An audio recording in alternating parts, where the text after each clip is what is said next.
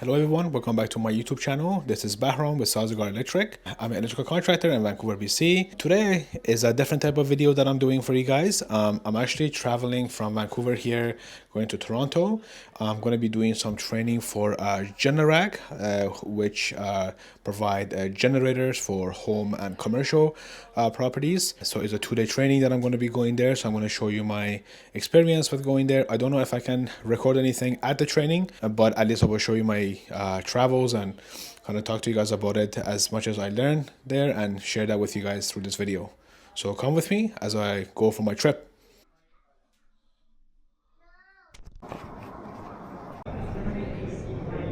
So I'm just waiting here right now to be boarded. A little bit too early, I guess.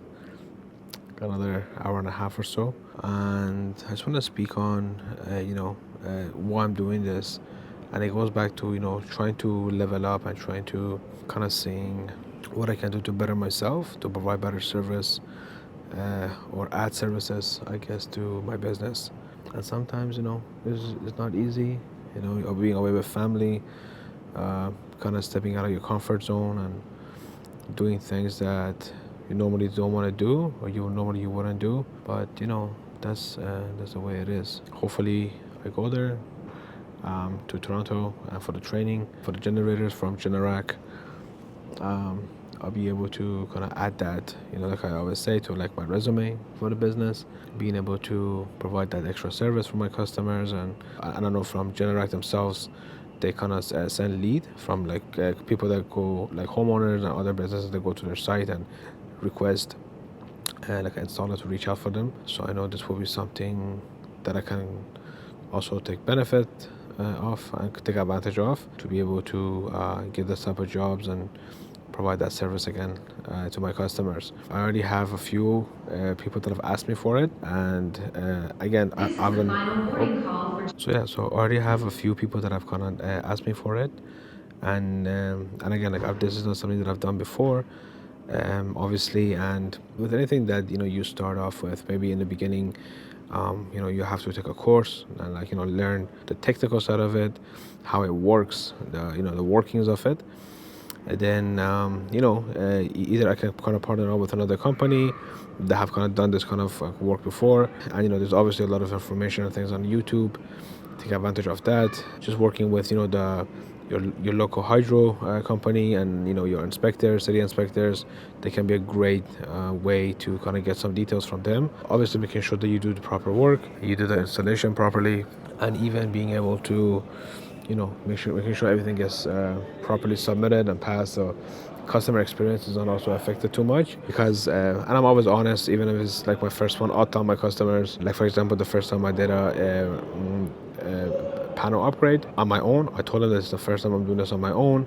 Before, I work with companies that I've done, of course, so I know the majority, like the gist of it, but this is the first time I'm doing it by myself. So putting the permit, booking the inspection, talking to the inspector, what the questions they might ask me that I need to know, and making sure that everything is done properly. And again, you always learn. There's always things that we still miss, and that's the thing that with this industry, this is always revolving. It's always evolving.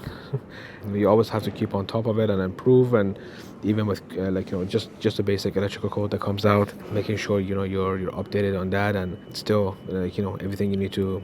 Everything, all the work you do needs to be up to code. And from edition to edition, which is every 3 years that comes out, is not too much of a change, but still is enough to making sure that you have to be on top of it and make sure everything is done properly. So hopefully looking to board the airplane pretty soon, and maybe make some other clips before we land in Toronto.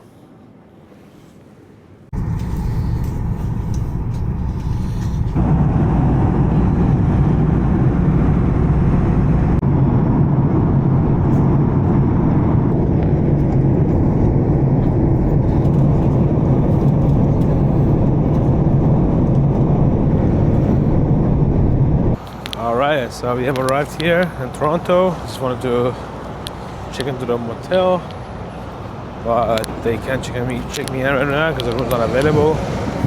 So there's the Starbucks kind of across the street from there. Just heading there. Sorry, Tim Hortons. Gonna be going in there, do some work. and then wait for my check-in time. So I'm just gonna do some work right now. Sitting at the Tim Hortons. Again, it's around 10 o'clock, so I got about 4 hours for the check-in time at the motel. So this is some work.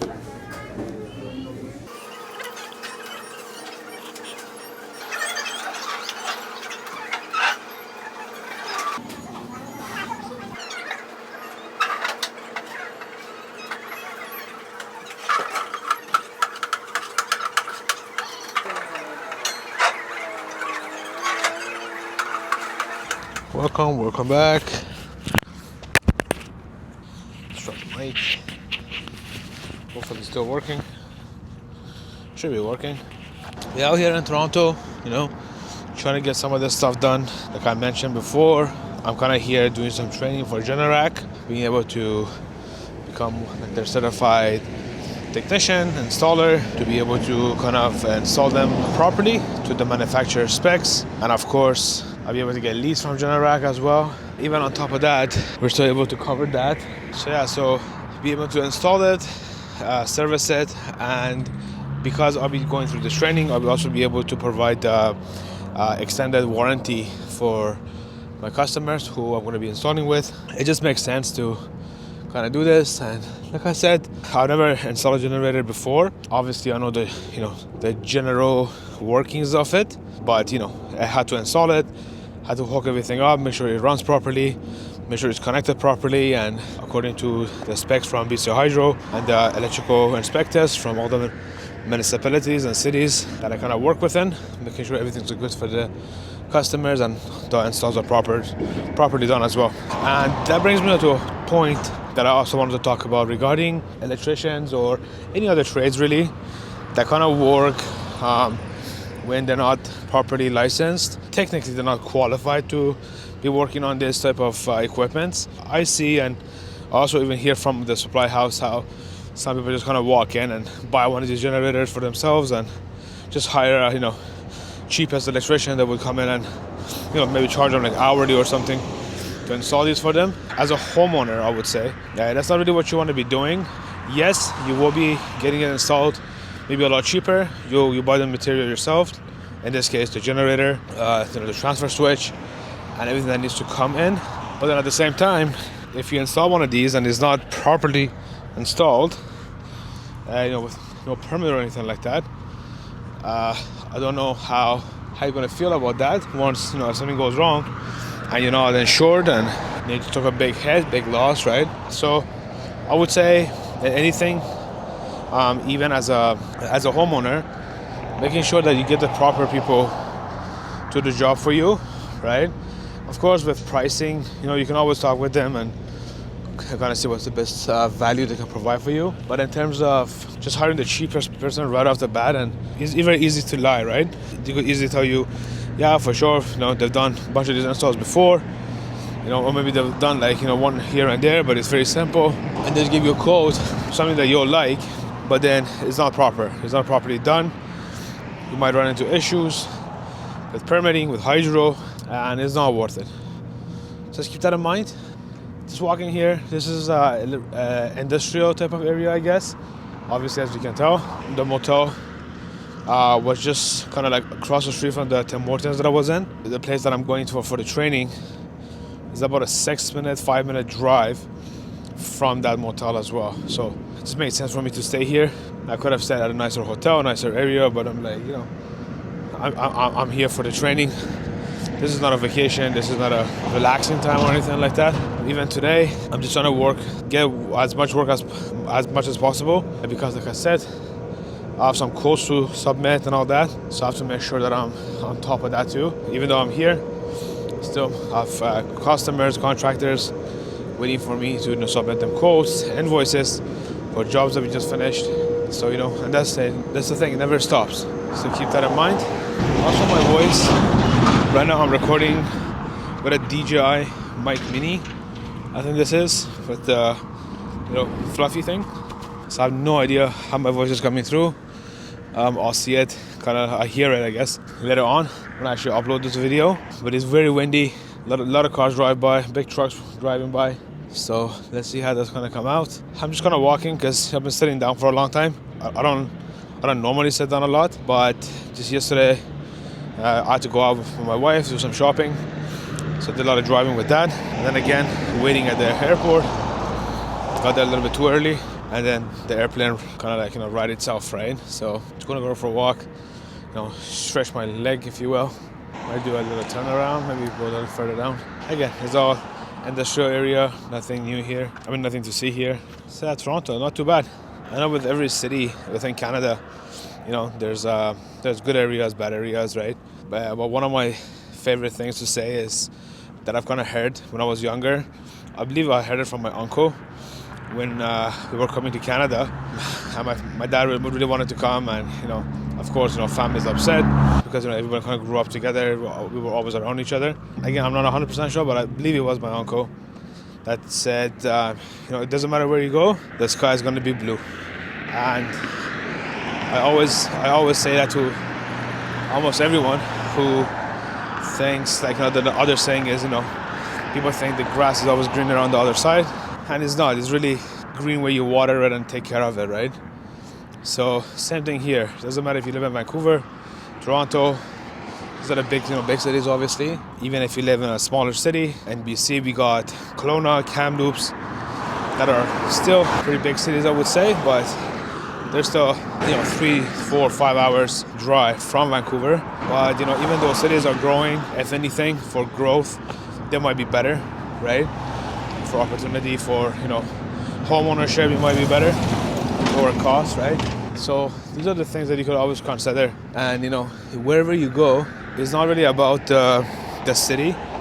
Just because somebody has gone to, let's say, Vancouver and they've made it, it doesn't mean that it's going to happen for you. Or someone, you live in Vancouver, someone comes to Toronto and tells you, there's lots of jobs here or big opportunity, but it doesn't mean it's going to happen for you, right? So make sure the decisions you make regarding work, family, where you're gonna move and kind of live is not just based on what other people's stories are telling you. You do your own research. If they say there's a lot of jobs, for example, say, okay, that's good.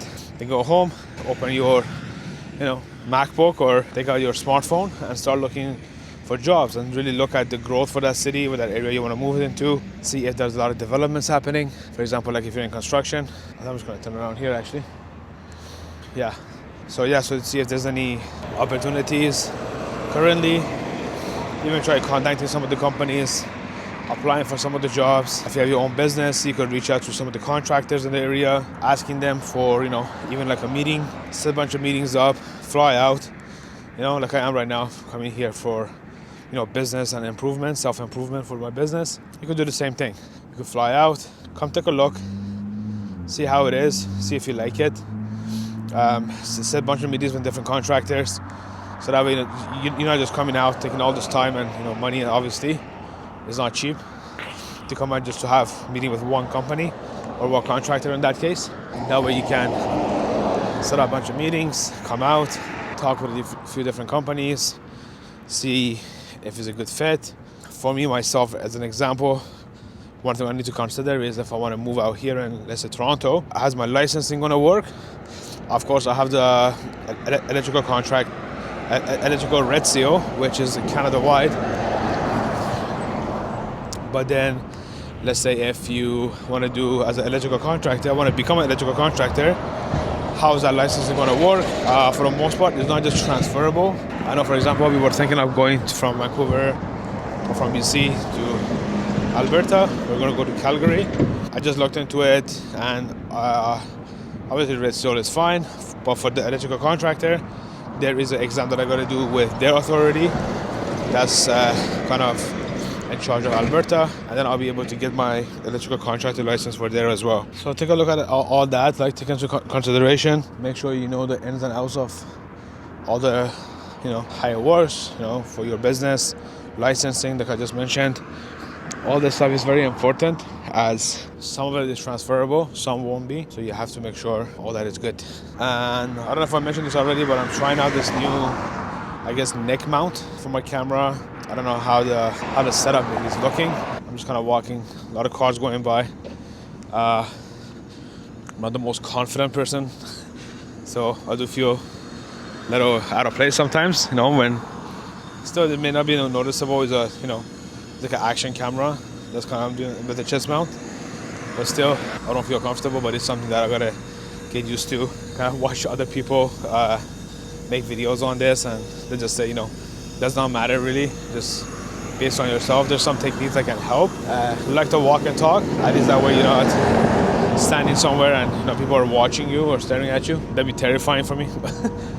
but yeah, so hopefully, like I mentioned, with this experience here, I'll be able to kind of take this back and add this new service for my company and see some growth within that as well. The research that I did actually for this, and that's one thing that I was going to say as well, is that through BC Hydro, you can look at like current outages, like power outages. And what I did on a daily basis, 3 times a day, I would kind of go on that site. They have like a map and kind of like areas that have power outages. And I wanted to see that within where we're located, maybe like around 50 to 100 kilometers in our direction, if there are quite a bit of outages. And I did that for about 3 months, I think, just less than 3 months on a daily basis. It's a pretty like live, active type of website. But again, still I would just check it out just to make sure, right? When I was kind of checking on the website for the power outages, I kind of noticed that going east of Vancouver, there was quite a bit of power outages, like daily. So my plan is kind of to take advantage of that, I guess, area, that market. And that area, there's also a lot of like warehouses, farms, greenhouses and things like that. Again, on the commercial side, still might even make sense to kind of advertise and do installation for generators. But again, with anything, is always try and error, try and fail. And every time you fail, try to learn something from it, try to move forward from it and see if you can do anything better. I always try my best when I do fail, whether it's on a job, in business, if something goes wrong with a customer, right away try to see what I could have done to either prevent that from happening, or even just altogether what went wrong that on my end doesn't happen again. It's easy to say it was their fault. It's easy to blame something external, and it could be something external. I'm not saying it's always your fault or my fault, but in any way, if it is even 10% my fault, I wanna know what it is, and kind of make sure, try to not happen again, which is not that easy, easier said than done, but still try your best to do it that way, because I believe that you're always learning, right? You're always learning new things, right? And those things, rather than having it pass and blaming something external and leaving it at that, you can learn from it and make that a learning experience, lower the chances of those things happening again, right? So that's the way that I see it. Again, may not be 100% right. It's just kind of my way of thinking, rather than saying it's their fault, it's this fault, it's the inspector's fault, it's the customer's fault, it's the tenant's fault, it's the next door neighbor's fault, it's the weather, or whatever it may be, right?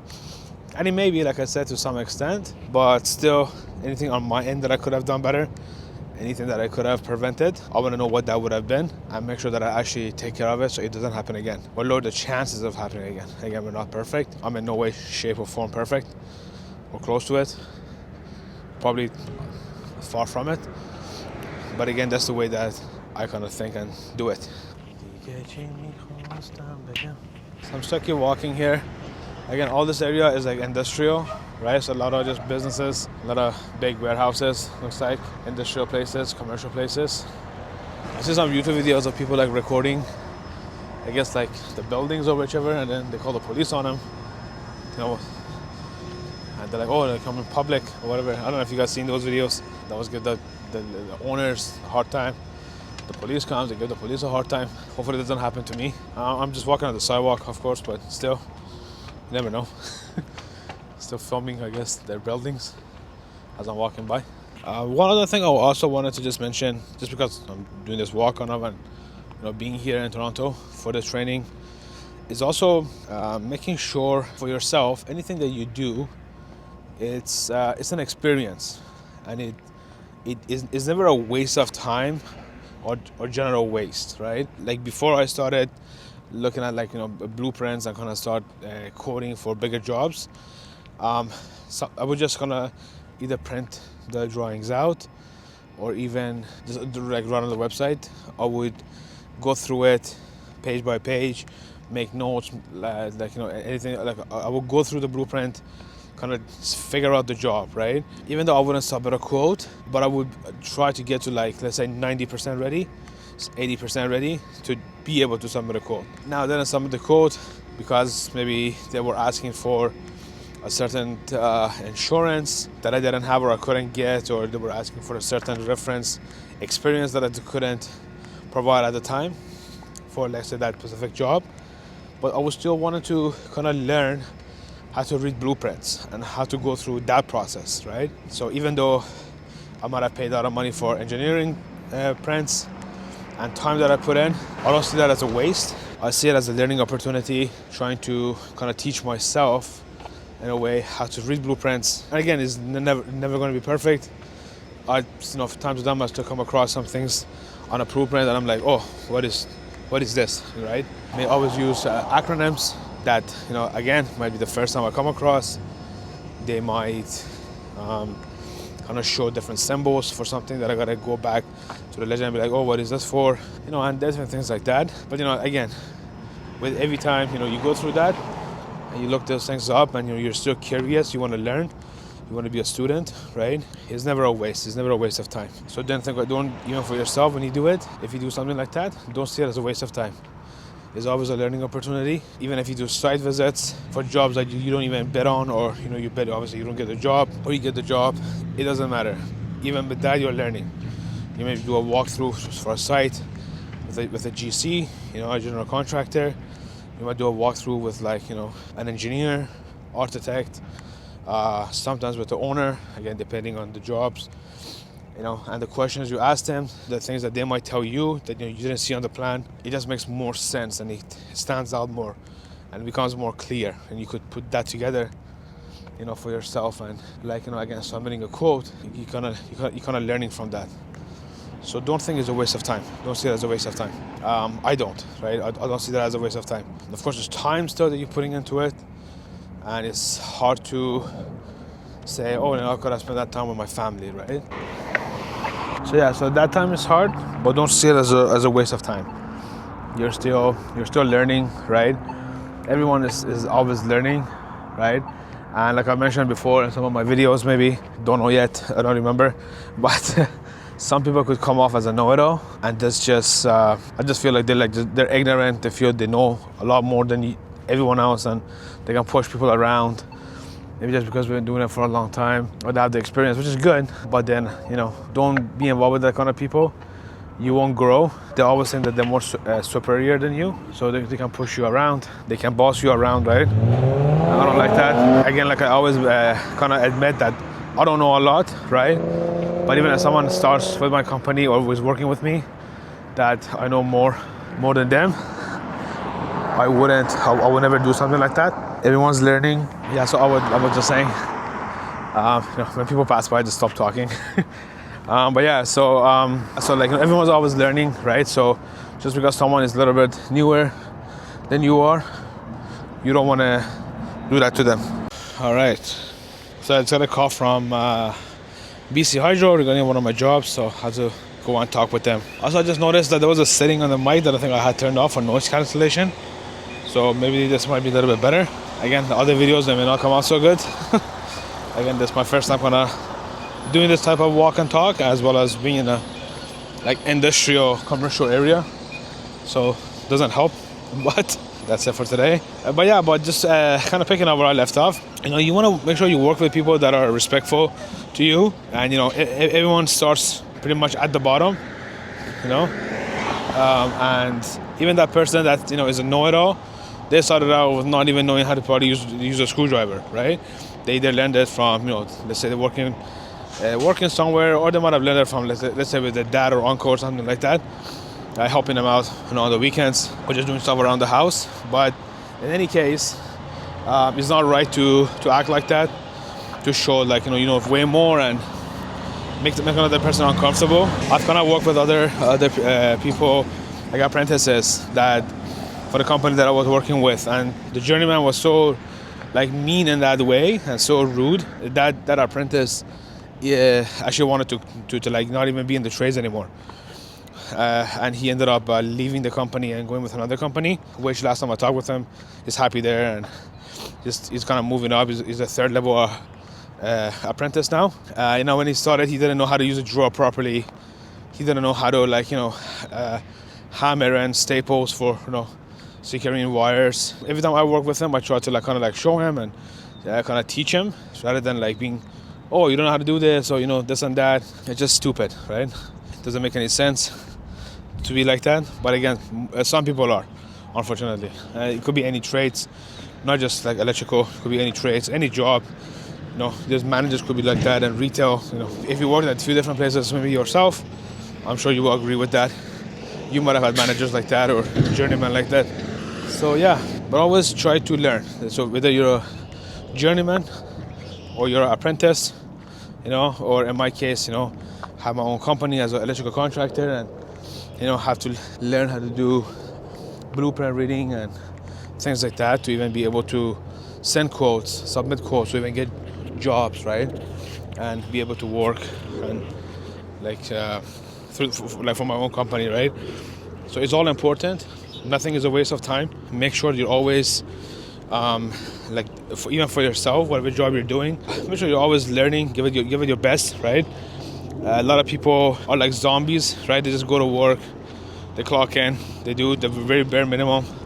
Maybe you might try a little bit more than the minimum, and then they're happy, they clock out and go home, right? But they never have any growth. They never really have any value that they add for that company. And at the end of the day, I get it, you want to start your own company maybe, so you don't value working somewhere that much. So yeah, as I was saying, maybe you want to start your own company, or it's a job that you don't really like that much, and there's a job you want to get into, but still, you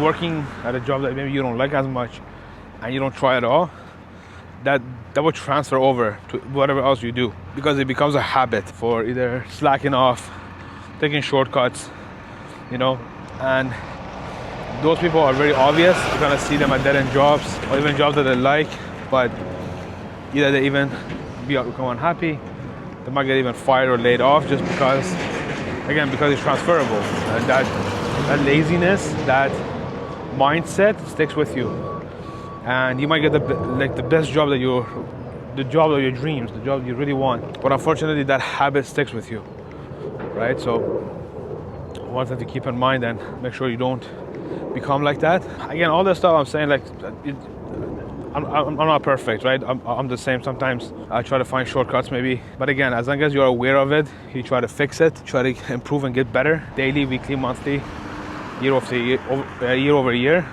It compounds, and eventually you get better. It's not going to become 100%, but you'll get better. And with that, you're able to, whatever business you get into, whatever you do, those habits will transfer with you. A lot of people change jobs, that's okay, but you want to build the habits and build the work ethics that could transfer over to those, businesses, industries, companies, right? So yeah, so that's my rant for today. I've been for a really long walk. I think I've been walking for over an hour and a half now, but that's okay. Again, it's a nice weather, a little bit windy, kind of clear sky, little cloudy, but again, it's nice. Won't complain about this. Coming from Vancouver, we get a lot of rain, so as long as I see a clear sky, I'm happy. Doesn't need to be 25-30 degrees. As long as it's clear, it's good. So I'm gonna end this little part here. I'm gonna go back to the motel, check in, hopefully in a little bit, and then we'll go from there. Take care, I'll see you later. I just wanted to also really quickly, oh, look at this, I'm gonna let that open. I really wanted to show this kind of neck mount. I don't know if you can see it. Kind of has like a GoPro style mount. That's kind of this DJI Action 6. Has the same type of mount set up. And this is the mic mini. You see the sky above me, I guess. And that sun's kind of speaking out. Cloudy, but not bad. And the breeze helps too. It's not too bad, right? It's not bad. All right, so I just checked into the hotel, to the motel here actually. So got the washroom, And this is the room here. It's not too bad. Not too bad at all. No view or anything like that. Again, this is the industrial type of commercial area. But yeah, that's just the parking lot, I guess. The train that I'm gonna go is actually like right over there somewhere. So, you know, it's about maybe like a 5-10 minute drive. I guess a little bit longer walk. So I'm gonna try to walk it tomorrow. See how that turns out. Hello everyone. This is the first day that I've kind of arrived here in Toronto. Got here at 8 o'clock in the morning. It's roughly 7 p.m. right now. As you can see, this is the view that I got here. This is the parking lot. This is the Super 8 motel. It's not bad, you know. There's no point of getting a very expensive hotel here for training. It's not like a vacation or anything like that. And actually, when me and my wife we go anywhere, we don't want to be going to the most expensive hotel, as we don't go there for the hotel. We go there for, you know, the area, the enjoying of whatever it is that area has to offer. And, you know, we just see the hotel or motel as the sleeping facility and just keeping our stuff there, right? But anyways, so tomorrow is going to be the first day of training that I'm going to be going for Generac. I don't know if I'll be able to record when I'm there. I obviously want to respect their privacy and their policies regarding that, and myself not being able to record too much around other people anyways. I probably won't be doing too much of that. But when I do get home, I know they give us some sort of like worksheets and kind of homework to do for the first night. So when I get home, I'm gonna set everything up on my desk, and we'll kind of go through that, and I'll kind of maybe go through it to see what they taught us the first day, and what the process is, maybe for, you know, maybe sizing generators or whichever it may be, because I know that's part of the training as well. So anyways, I do want to mention that so far it's kind of been a cool experience to be able to come out and go through the training.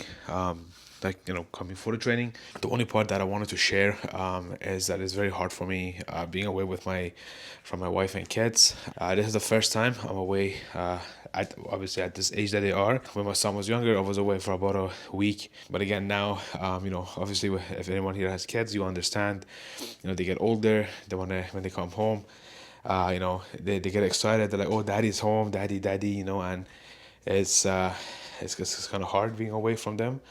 You know, as much as I want to say, you know, it's good that I'm coming for the training, you know, I'm bettering myself and all that. But the reality of it is still very difficult. And it's going to be worth it, I know, but still very difficult to be away from them. Obviously, my wife, my son, and my daughter as well.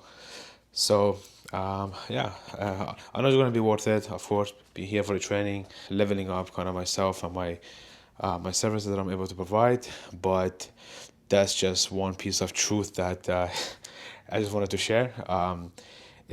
Again, this is not very easy. I keep thinking about them. I'm waiting for my son to get off his school, his daycare, to go home, and for me to FaceTime him. But even if I do that, I know he still wants me to be there, and he actually might not be so happy after the call.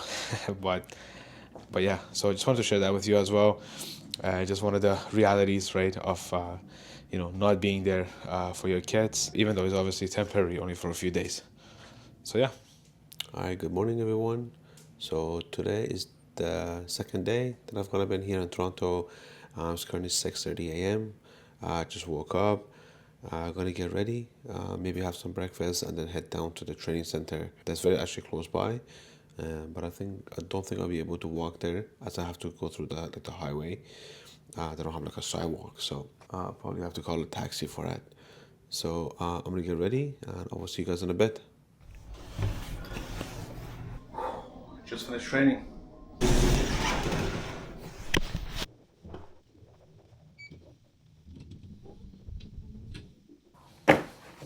All right, so these are the three booklets that they gave us today at the training. One is regarding is all the air cooled line. So these are the Evolution and Evolution 2.0. These are kind of like the older models. Newer model is a new power zone control. So this is the newer model, and then another one regarding the residential and commercial transfer switches. So I can say that for today, it was a pretty like compacted kind of information kind of day. So of course it was all the introductory things. One portion of it was like classroom based, another one portion is kind of like lab work, hands-on, like the instructor was saying, which makes total sense. If they give you this certificate or license, and you're great, you get perfect marks, but if you're not able to eventually go out of the field and troubleshoot and fix anything, there's no point, right? So it's kind of like a mixture between lab work and classroom work, with some quizzes for each kind of section. For the lab work, is roughly about 60 or 70% of the training is lab work, which is actually better because like for myself, I'm pretty hands-on, so I learn better hands-on. Of course, you got to learn the wiring diagrams or like and all the different workings of it, kind of get the information and things. But for myself to be able to learn is way better if it's hands-on. So appreciated that. Now we do have some homework. The instructor was saying it's around 25 questions based out of the 3 booklets I just showed you. So everything's in there. He said you do have to kind of dig for some of the information though, but that's okay.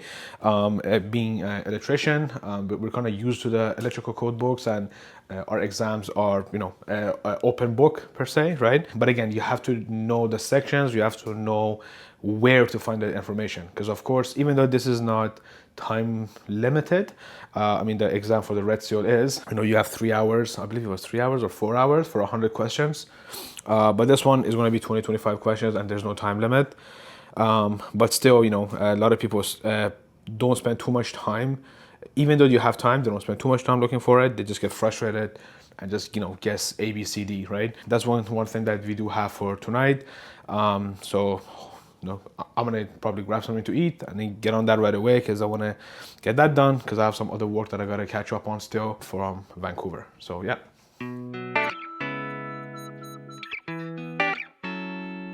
All right. So, welcome back. This is day 2, night 2, I guess. Going for a walk, just, it was around 10 p.m. Finished all the work that I had to do for like the homework that they were kind of giving us. Nothing too difficult, stuff that kind of, makes sense, stuff that you could pull out from the books, that like the manuals and booklets that they've given us. So not too bad. So welcome back. And again, this is my first time kind of trying this vlog thing. Don't know how it's gonna turn out. Again, nighttime, a little bit more quiet, kind of give me a little bit more confidence.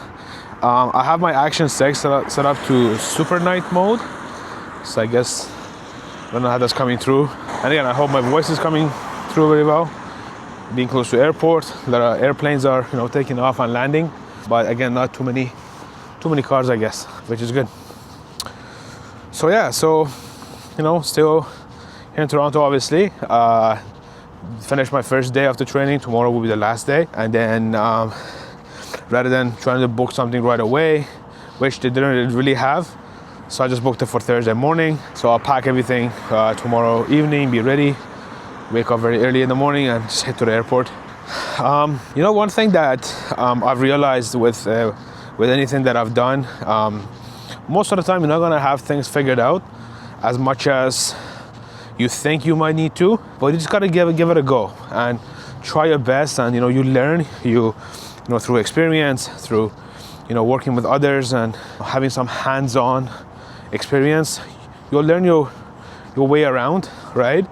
There's a saying that they always say, fake it till you make it.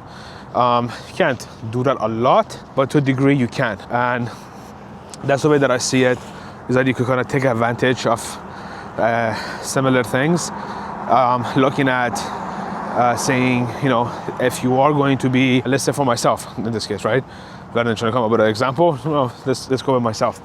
So I'm doing this Generac training. This is more of the like service type of training, right? Which is called service training. So this is us seeing, what happens if, a wire is cut. What happens if you want to manually turn on the generator and it doesn't come on, or it's trying to come on but it just keeps cranking but doesn't actually start running. So we're actually doing the service part of it, which is good because obviously then I'll know how exactly it works and knowing how to service it. you become more comfortable with the, with the machine itself, with the equipment itself, right? But at the same time, I'm not learning how to install it, and I'm not learning, what type of application I need to submit to the city or for the inspection, for the permit, all that stuff. So to a degree, it's good because I'm learning about the machine. I'm getting more comfortable with the machine. But on the other hand, again, not that it's not going to be useful, but it's just not something that that can help me right away, because I don't want to be doing like service work really. I want to be doing like probably 90% installation, and then of course for the ones that I do install, I can obviously service for them, right? But yeah, so rather than making it more complicated for yourself, rather than saying, oh no, I can't do it, this is a waste of time, I see it more as, of course it's going to be not what I was kind of wanting to take or what I need to take, but they don't have a course on that. They don't have a training on installation.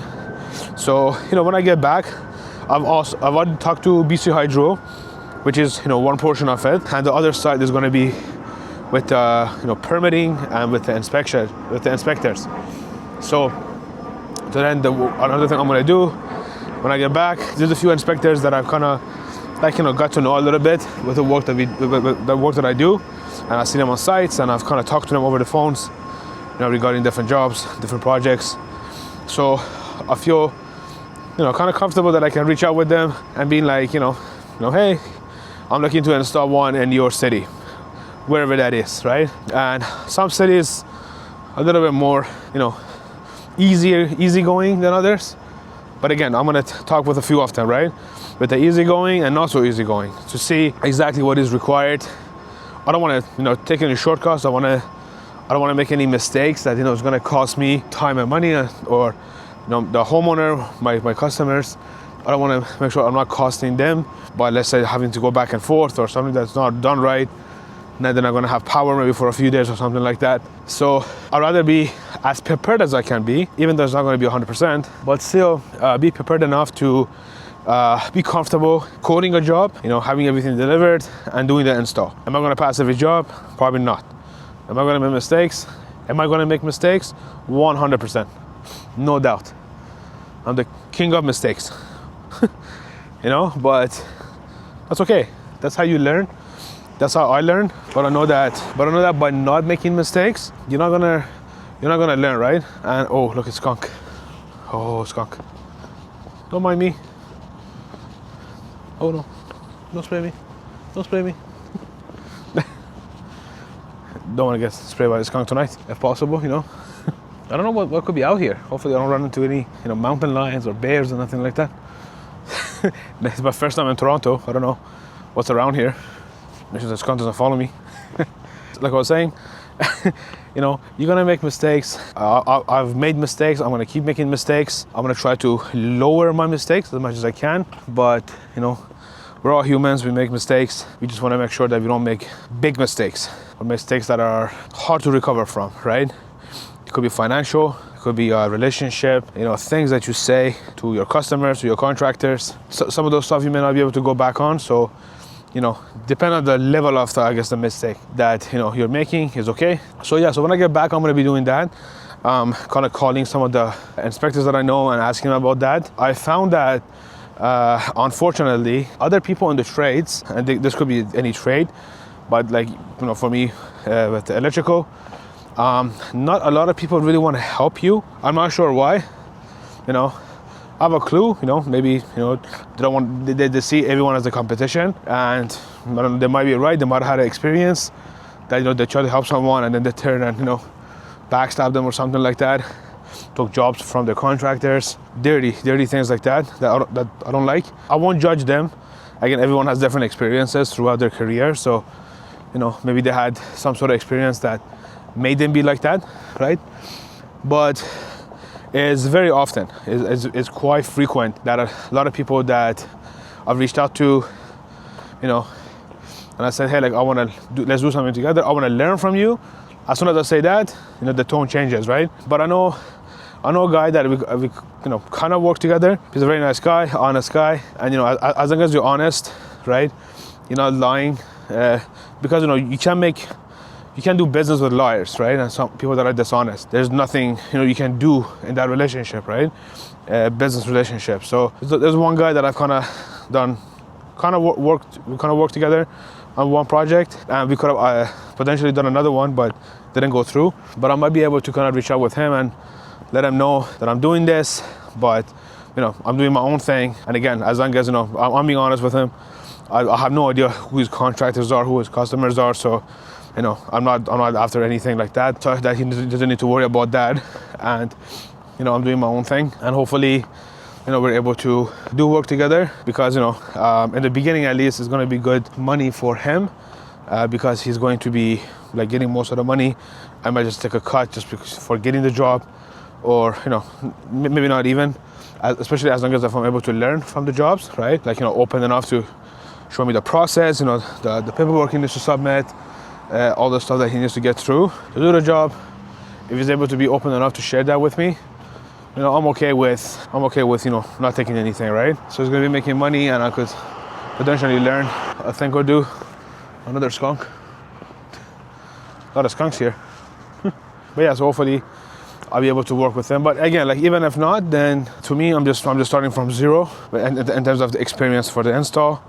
So I have an idea how the machine works, the whole generator. So I'm learning that here, and then how to service it. That's good. I have that. There's some other videos on YouTube or other people doing the installs. So it won't really be starting from zero, but for me, I rather think that I'm starting from zero. So whatever information I get from inspectors, from different cities, maybe engineers, I'm not going to be like trying to go back and forth with them and kind of say, okay, so this is how it is. Not, oh, but I saw this guy on YouTube doing this, or this or that. So it doesn't make any sense. So I might as well just think I'm starting from zero, get all the information, and then let's say now 20%, and then I'll do the installs. Now some are going to fail, some will pass, some are not going to work. As long as they don't explode, as long as they don't cause a big damage. Obviously I'm joking, but they don't cause a big damage or anything dangerous. It's okay. It's something you can fix, right? And then we can if there's an issue like that, we can go back and fix it. If not, then it's a pass. And for me, I feel like I know from my other jobs that I've done, a lot of my learning actually comes from when the inspection fails, because I know that I have to go back and kind of fix it. Maybe I think I know something, right? But then it's like, oh wait, no, it's not like this. The inspector will explain to me why. He'd normally refer me to the code, or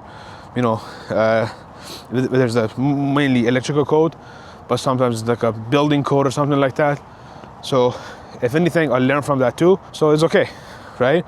And don't be afraid. The inspector, even in the trainings that we do, with the certifications we do, they always tell us, the inspectors, they're on our side, right? Even though, they might come, give you a little bit of hard time, sometimes more than they might need to, but it is what it is. Don't think they're against you, right? They're there to work with you, to make sure the installs are properly done, making sure the home is safe, the install is safe, no electrical hazards, no fire hazards, no issues for anyone that way, right? And plus, I'd rather have an inspector come and say, oh, you got to fix this, right? And then maybe like tell the customer, or even, before it gets to the customer, just going and fixing it, right? Rather than something happening and then the customer has to call me, or their insurance company has to call me, right? So don't think of them as someone that's against you. They're always wanting to work with you, making sure that all the installs you do are correct. Which brings me to a point. Some people ask me for some jobs that they're doing, they always ask me if they need a permit, and I always say depends on the job, right? So there's some it's very clear in the electrical standards in BC, for example, that if you're changing light fixtures, you don't need a permit for that.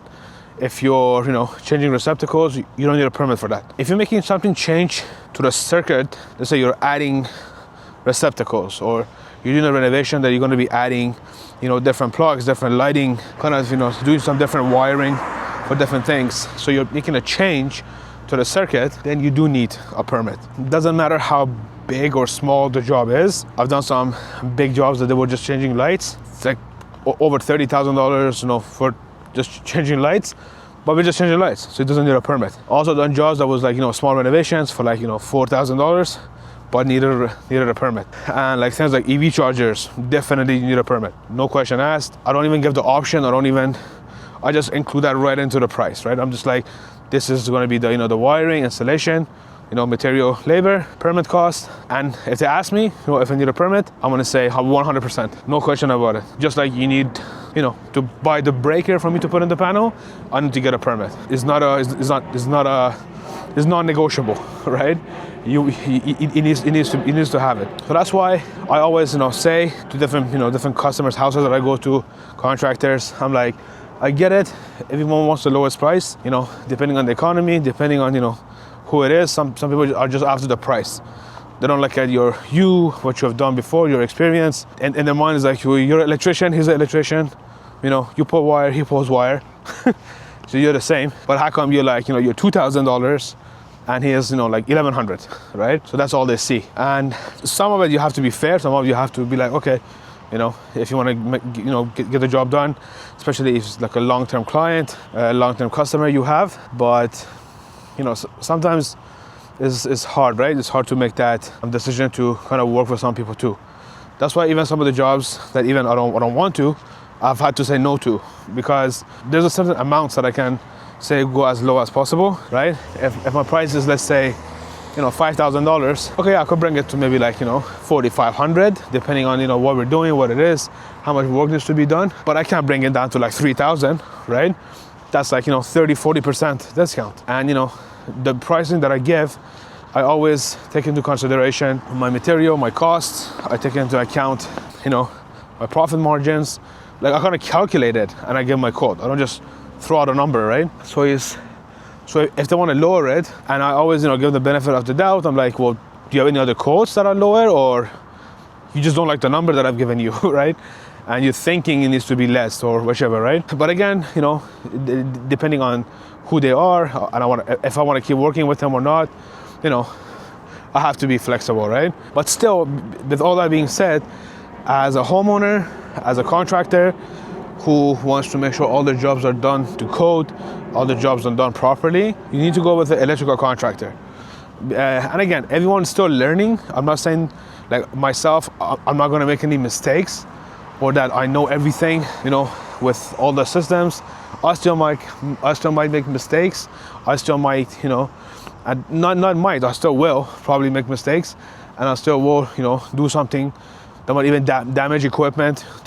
Who knows, right? There's different new technology coming out, new equipments, new technology coming out. So it's always, evolving. So it's hard for me to be like, oh yeah, go with electrical contractor, you'll have zero issues. No, right? And me, and I'm sure everybody else, are gonna make mistakes, right? But the part that's important here is that because we are licensed electrical contractors, we can have insurance, we can have limited liabilities, like proper business insurance, which, if you're not licensed, you can't, right? They won't even give you. We're bonded, meaning against the insurance company, we're able to get a bond, which is a requirement, part of our agreement to be an electrical contractor. And, with all that, safety work that needs to be done as well, in terms of, like the training, everything like that, we have that, right? So at least we have that level of security, a level of, certainty, right? But again, we could still make mistakes, we could still make bad installs, they come for inspection, they'll fail, right? Last company I worked with, the electrician, there were two partners, both great guys, but one of them, I don't know, like 30-40 year electrician, and some of the jobs were still getting failed, as even like residential renovations that he had done in the city of Vancouver, even he got a fail with that. And even other work he did for commercial, he got failed as well. But it's okay, because again, codes are changing, and even though we need to be up to code, there's still stuff that you're gonna miss out on. Some details that you may not know or it got changed in the last, like, in this new code version that wasn't there before, but now you have to do it, and everyone's gonna run into this kind of issue, right? So don't worry about that too much. Just do the best you can. You're gonna fail inspections, you're gonna install equipment wrong. It's gonna happen, right? But don't let that stop you. Don't let that don't let that scare you, because when you're scared, you freeze, and when you freeze, you don't move. And not moving, it's what I mean by that is, like, you end up not making a decision on it, a good decision on it to move forward, right?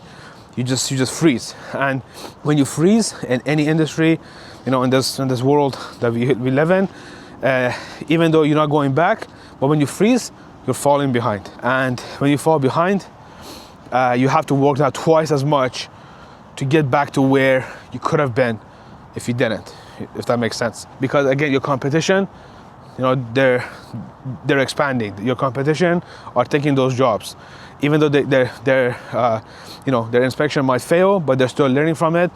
The inspection comes and fails it, they learn from it, then it passes, but now they have that experience. So now they do another job just like that, and before you know it, they might have done 10 jobs, 6 or 7 of them, they've had issues, and inspectors came and failed, and they fixed it and they got passed, but now they have 10 of those type of projects done, and you haven't done any. And doing that makes you stand out, right? And even just by trying to do it, you're making yourself stand out for your contractors and for your customers. So because people can see someone trying, right? No one's born with knowing everything, so you learn over time. And by you taking action, taking steps, trying to make yourself better, trying to learn, people see that, right? And hopefully they value that. And even though you do something, you might make a mistake, inspection fails, which it happens for everyone, but they're able to kind of see past that, say, what, he's trying, is okay, and as long as they could see, you're getting better, better electrician, better at, installing, better with, working with inspectors, engineers, developers, civil engineers, electrical engineers, different trades with the mechanical, HVAC, with plumbers, gas fitters. When they see that, and again, hopefully they see that, and they value that, right? And they want to keep working with you, keep being in business with you. Don't want to go that way. No, that's fine. I guess that's the main street again. So here, I don't know if you can see, it's the little Cineplex, McDonald's over there. So yeah. So yep. So yeah, so with all that being said, try your best to keep pushing, don't give up, keep improving, and it will pay off, right? You won't always be in the same position as you are right now, you'll get better, but you have to start somewhere. It doesn't matter where, just you have to start, right? You start, you fail, you learn, you do something else, you fail, you learn, become a partner with someone, you fail, you learn, you do some investments, it goes to it goes to shits, but you keep learning, right? You keep learning, you learn about yourself, you learn what your limits are, you'll learn how to handle business with other people, and you learn the job, right, as well.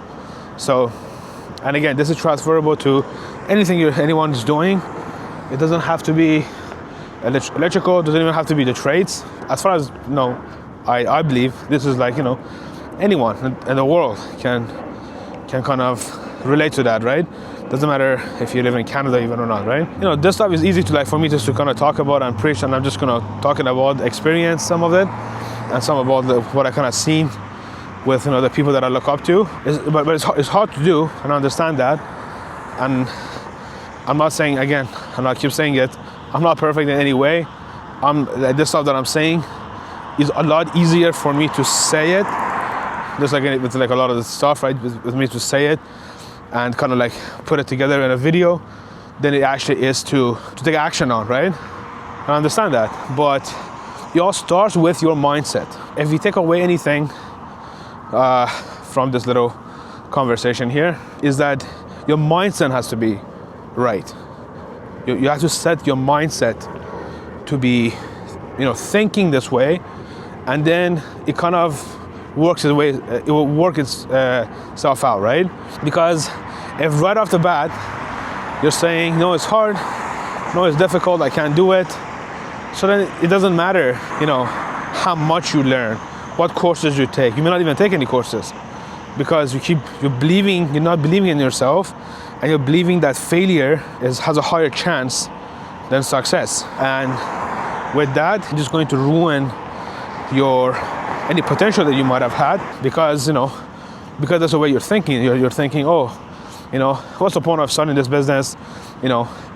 In my industry, there's a 60% chance of failure in the first 2 years, this and that, and and then you also listen to other people that majority of them have failed, because no one does have done anything, business, investments, real estate, stock market, trades, whatever you could think of, that they have done it and have succeeded. They're not going to come to you and say, no, don't do it, it's hard, you won't be able to do it. Unless, there's people out there that don't want to see you succeed, and that's a whole different thing. But if you talk to someone who's genuinely, you're taking advice from, and someone that understands, you're there to take advice from them, and you're valuing their time and, their thought and their advice to you, they're not going to say something like that to you, right? If they have succeeded. Now, of course, if someone has done something that has failed, or have thought about doing it and never started it, they're the ones that are going to say it's too difficult, can't do it, you won't be able to do it, I tried it, it was impossible, chances of failure is like this. And that's what I mean. It starts with your mindset and your how you controlling your thoughts. Just by you saying that, even to yourself, thinking that you can't do it, you're already kicking yourself, you're already bringing yourself down without even trying anything. But just because you're thinking like that, you've already given up. It's like you've already failed. So you could tell yourself things like that, right? But on the other side, on the flip side, you could also tell yourself, this company has done it. This guy that I know has done it. Or when I was in high school, one of my friend's dad, was a general labor for this construction company. Now he's building custom homes. So what happened there? Is he special? Does God love him more? What happened, right? No, he worked hard, or he or she, doesn't matter, right? They work hard, they take risks, but they're taking calculated risks, right? They look at it realistically. They're not dreamers, and they're not just randomly coming up with plans and saying, oh, like, if I could just do this, then I'll do this, I'll do this, I'll do that. Or, if one day I have an extra $30,000 on my account, then I can do this, I can do this, I can do that, right? No, they make a proper plan. They see what options they have to get there, what routes are available to them, and there's nothing wrong with copying someone else's success, right? So, let's say for myself, if I want to become an electrical contractor, and my company does $10 million a year, I just need to look up other companies that are doing $10 million a year and see what projects are they doing, what connections do they have, how did the owner grow his company, and sometimes on the website they might have a timeline, kind of with pictures, at this year, this person took over, at this year they did this, right? How did they level up? How did they? Because it doesn't happen by accident. You can't just open a company and just because you had it for 20, 25, 30 years, it doesn't mean it's going to be doing $10 million a year. So it's all planned out. It's all set up, 5, 10 years in advance. They kind of have a vision, right? They're saying, okay, so I want to start building these kind of warehouses, right? These kind of commercial. Okay, so where do I start? What do I need to learn? What kind of connections do I need to have? Who can I work with that could potentially get me this kind of contracts, this kind of work, right? You might have to contact the developers. You might have to get to know companies that own commercial properties that eventually when they want to build, then they need, developers and general contractors that will need to actually build these type of units, right? Like this, like that one there, right?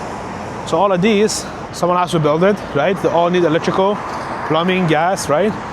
This, 2026, every building that gets built needs all of that stuff, right?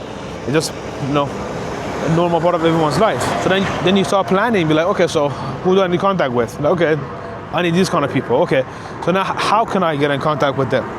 Is it going to be through LinkedIn? Do I need to maybe search up this location, see who owns it, maybe talk to the owner? Most of these, obviously, these commercial properties are owned by corporations, right? Big or small. So is there someone there? Is there a property manager? Maybe I can contact the property manager. Some of them are managed by some like commercial properties. Like, I'm just giving an example, of course, right? But some of these commercial properties are managed by real estate companies that also have a property management kind of arm with their business. So maybe I need to be in touch with them and contact them and connect with them, right?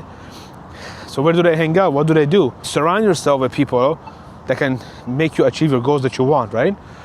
But you need to be intentional about it. You need to plan out this stuff out. It's not gonna randomly happen. You might randomly get a phone call, but I wouldn't take my chance on it. Your career, your family, your business, your life on, just sitting at home and, maybe someone finds you somehow through a contact that, or through their family member who you did some work for them, and that's not going to build a business, right? So I'd much rather, for myself, and my advice to you would be to take your time, see exactly what you want to do, make sure your mindset is in the right place, be positive. You'll get nothing from being negative, so you might as well be positive, right? And if it doesn't work out, find something else to be positive about, right? But being negative about yourself, about the job market, about business is not going to help you. So you're just wasting time. You're just wasting your thoughts, right? So think of what you can do to, grow on a personal level, and then on a professional level, and then in your business, what you can do to grow your business. And again, all this just goes back to your thinking, making sure that even though you don't know how something gets done now, at least, again, with your thinking, thinking positively, thinking ahead of time, trying to plan as much as you can, thinking realistically, being able to organize your plan, your thoughts, your actions to match up and to kind of get you where you want to go, right? And like I mentioned, like I was saying before as well, there's nothing wrong with copying someone else, because maybe another company had to go through something similar and they were able to overcome, or someone else has kind of gotten to where you want to go and you could just copy what they did. I heard a speech, and I'm sure he's mentioned this a few times, but with Arnold, even with him, he had copied someone that he used to look up to. He copied kind of what he did, going through, becoming a bodybuilder, becoming a Mr. Olympia, getting into movies and all that. So, taking someone else's kind of blueprint and copying it, there's nothing wrong with that, right? As long as it's exactly what you want to do, right? Because if you're not happy, so I'm just saying, just making sure that it is what you want to do. You don't want to just blindly copy someone either. Again, everyone's kind of, going down a different path. Everyone has different timelines in their life. Some people make it at 20, some make it at 40, right? Some are, start their own business as soon as they turn 19, 20, 21. Some do it in their 50s. And that's okay. There's nothing wrong with that. Just making sure that you're doing everything that you can to be able to kind of put yourself on that next level. Another thing to kind of think of too, without getting too deep, is that everybody lives once, right? And it goes by quick. I was telling my wife the other day, we were celebrating my son's 4th birthday. Obviously he's not that old, he's only 4 years old, but even 4 years old, I was telling him, I can't believe he's already 4. It seemed maybe a year ago that he was just born, right? Time flies. And according to other people that I talk with, as you get older, time keeps going faster. So don't waste it. Don't waste your time, don't waste your life. Again, this is a little bit deeper here, but a little bit past on business and just electrical talk. But don't waste your time, don't waste your life. Everything you do is hard, right? If you want to learn about investment and making investment decision and taking risks, losing money, making some money is hard. But guess what? Not investing is also hard, because at the end, if you haven't invested anything, there's so many working hours in a day, week, month, years, that even after all of that, it won't be much, right? I guess I should head back. It's kind of raining a little bit. Then one day you're gonna wake up, you have worked, but you had, nothing, and investments, right, per se, and the majority of people, you spend pretty much all the money they make, right? Very little people put money aside, and very few people have like an investment plan, right? And that's why as they get older, they say things like, "Oh, like our house is our biggest investment," right? Which I don't think your house is an investment, but a lot of people have arguments on that. I believe investments put something in your pocket, with Robert Kiyosaki and people like that. If you kind of read their books and like kind of see how they talk about this, a house is not really an investment, unless you rent out the basement or do Airbnb or something like that. It's producing something for you. If it doesn't produce for you, it's not an investment. And if you're making mortgage payments, it's even a liability, right? So even with all of that being said, just make sure that you take advantage of anything you want to do. Take risks. Don't think by you not making risky decisions, you're living a safe life. You're living safely, and everything's going to be okay, turning out okay. It still may not, right? A lot of people get fired from very safe jobs, right? Accountants, bankers, in any job, right? So don't think that just by you not starting your own business because it's risky, but then you're safe because you're working somewhere. And that's not the way that it works. It's too quiet here. So yeah, that's not the way it works. So it might, but it also may not. So don't think of it as you're safe, because it still may not be very safe in terms of making that job being there 10, 15 years from now. You still might get laid off. The company might go bankrupt. The company might get bought out with another company, and they just fire everybody, and they want every position, they want every structure, all the fancy words that they use to just be able to lay people off. Just don't think of it as you're living a safe life and you're okay. You actually might be working against you. Again, everyone's different. Everyone's situation is different, and that's why the mindset that I'm talking about is very important, because that mindset will help you, guide you, right? There've been times that, back when I was employed, that I was making over like 10 grand a month, right? Because I was working, I was also doing side jobs, and even sometimes working nights. I've done, skip the dishes. I've done that. You just have to make it work, right? There's nothing that I'm gonna say, oh, I'm not gonna do this. It's beneath me. No, I gotta pay mortgage. I have my family who depend on me, and in our household, I'm the one working, I'm the one providing. There are many families, couples that, both the husband and wife work. That's totally fine. There might be a stay-at-home dad, and the wife is kind of, making the money. That's okay, that's totally fine. I'm not against that. I'm not, saying the men have to be the providers. No, I'm just saying in our household, this is the way it is. But also I'm saying that because of that, you cannot be too proud. You cannot say, oh, that type of job is beneath me. I'm not gonna do this, I'm not gonna do that. But my point is, there was times that I was making over 10 grand a month. And now that I have my own business, there's months, depending, I guess, how much I'm invoicing, what jobs are coming, right? I've invoiced over like $40,000, $50,000 within a month. Of course, like through the corporation, not myself. And there've been times or months that I had to take money out of like my, and like, I had to like sell investments, cash out from my investment accounts, like my RRSP or my tax-free savings accounts here in Canada that we have, to even pay my mortgage. You know, of course it's upsetting.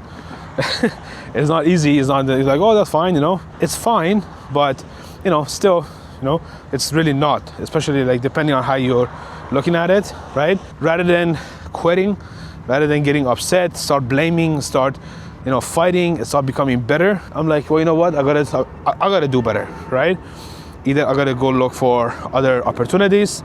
You know, that's why I'm here, you know, cross country, taking a course that, you know, I'm hoping will cash out for me, right? So I'm doing that. I'm trying to do kind of reach outs, call out, like cold calling, some advertising, even marketing, to get, you know, to kind of reach out with different companies and contractors for work, right? It's all going to be on you. Nothing's going to be handed to you, right?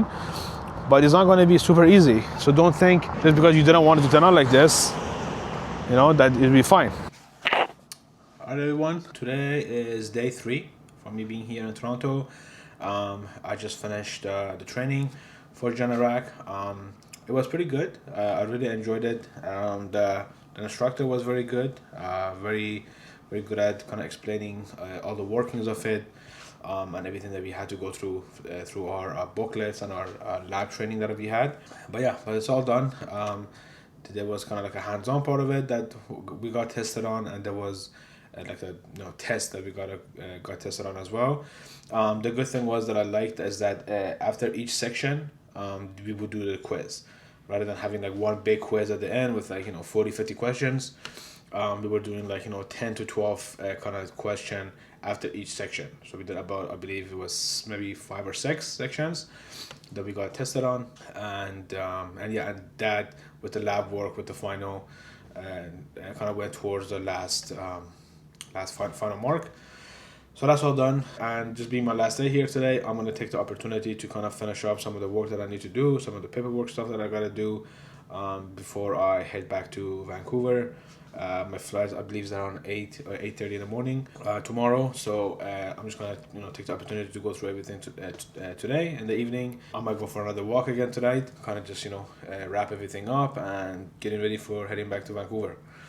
I do have to say I am homesick for sure. I've been kind of talking to my wife, and is like I mentioned before, this is my first time being away for that long. It's my first time even being away, really, right? A couple of weeks ago, we went to another kind of city that was about 8 hours from Vancouver, kind of on the border of being close to Alberta.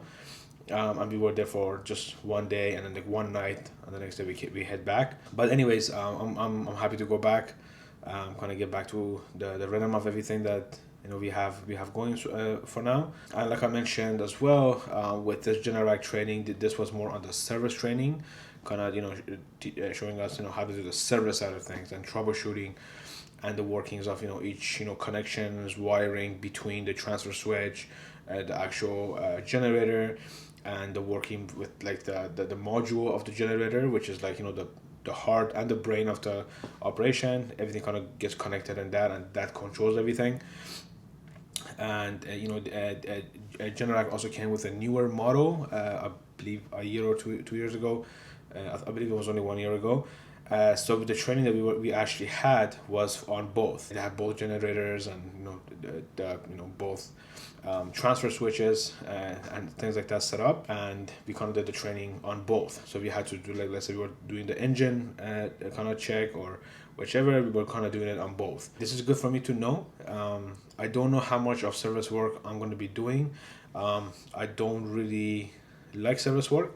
The main purpose that I took this program or took this course was just to get very familiarized with the generators. And even though I may not even do service work for Generac, just me knowing how it works, how it gets set up, if there's any faults, how can I get it going, And still, even if I'm doing installs only, before I can walk off the property and collect my payment, I gotta make sure that it's running properly, it's connected properly.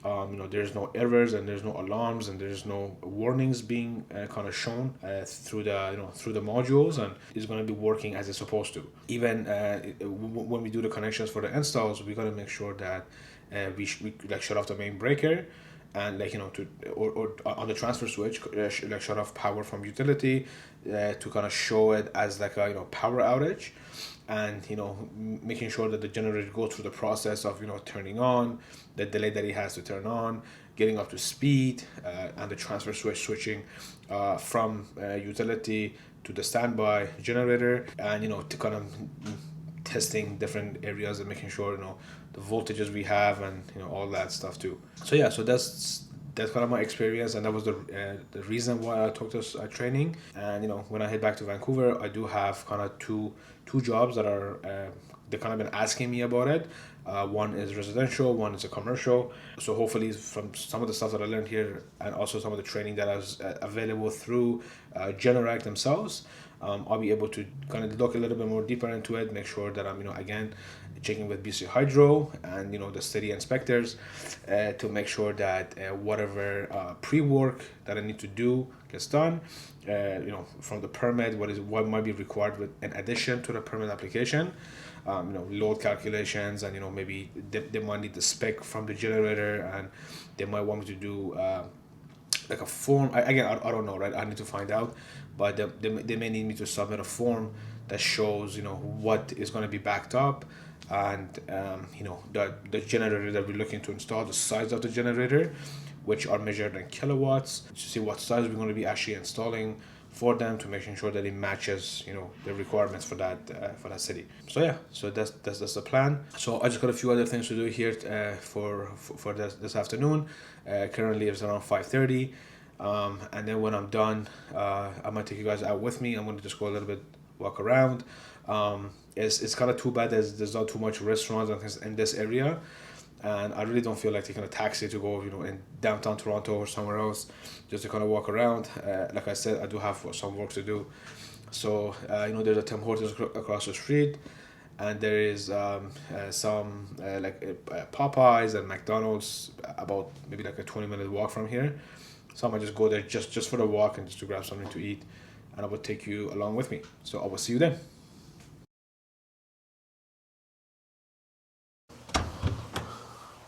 Let's go for a walk.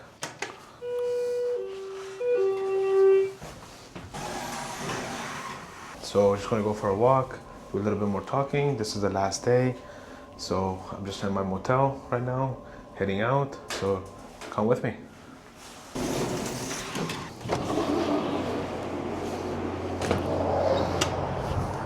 Yeah, so it's basically freezing. I think you can see my breath. It's pretty cold here. I'm not used to it. Back in Vancouver, it's not this cold. So I'm just going to be heading over across the street. Where I am, there's like a gas station. At the motel across the street, there's a Tim Hortons. I'm just going to cross the street and then I'll pick up there. I've been pretty much eating out every day, so just to compensate for that, I'm just going for a walk, about 45 minutes to an hour walk, just to kind of help digestion and get some fresh air. The motels, the windows and stuff doesn't open, so I feel really suffocated in there. That's one thing I don't like about the motels. But that being said, it's good. It's very cold. Don't know how much it is. I should look it up. But it's okay. I brought toques with me, but for some reason, every time I come out, I forget to wear it. So I don't even know why I brought them, but it would be very handy right now. For tonight, and this is my third day, right? This is the third night. Tomorrow morning, I have to check out from the motel, head to the airport. My flight's around 9 o'clock, 9:30ish. So I'll be heading back. So last night I kind of came for a walk. I kind of talked with you guys a little bit. Tonight I want to do the same thing a little bit. One thing I do want to talk about in this video is to talk about your goals, right? Last night I kind of was talking about, making sure you have a vision, not giving up. And, it all starts with your mindset and how you think about, yourself about just life in general, if you're positive or negative, things like that.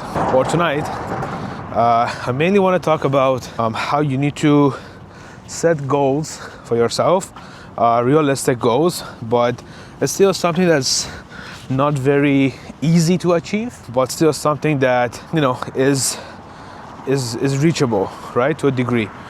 And there was a motivational speaker that I still watch his videos quite a bit. His name is Jim Rohn, and he kind of talks about making sure that having goals that will make something of you to achieve them. Meaning, again, it's not going to be super easy goal, something that is easily achievable, but at the same time something that is not super difficult that you can never really achieve, right, realistically.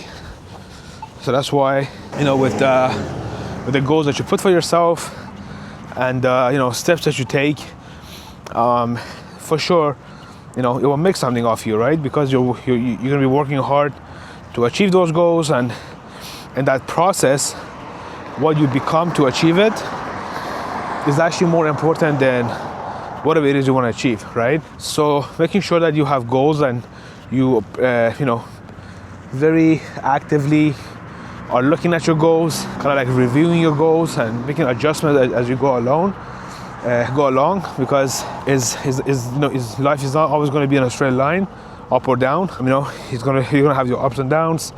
You have to be flexible. Me myself personally, every time that I've came across something that I want to add to my goal list, depending on the size and the importance, I know that most of the time I have to work very hard to get them. Again, depending on yourself, depending on your skill levels, and again, depending on those goals that I'm talking about. Some things will come easier, some things will be difficult to achieve, but in any case, anything could be achievable. You just have to work for it. And I know that a lot of people say like focusing on goals is not really what you should be doing. You should work hard. You just need to know the right people and things like that. And again, to a degree, that's right. You want to make sure that the goals that you have, like you're not just focusing on goals, like doing the goal setting, activities and things like that. You also want to make sure you are working hard, because no matter what industry you're in, what your goal is, you have to work hard to achieve it. It doesn't matter what they are. So that's 100% true. And I will agree with whoever says that. But at the same time, you also want to make sure that you are setting those goals. So, especially if you write them down, that way you know what it is that you want to achieve, right?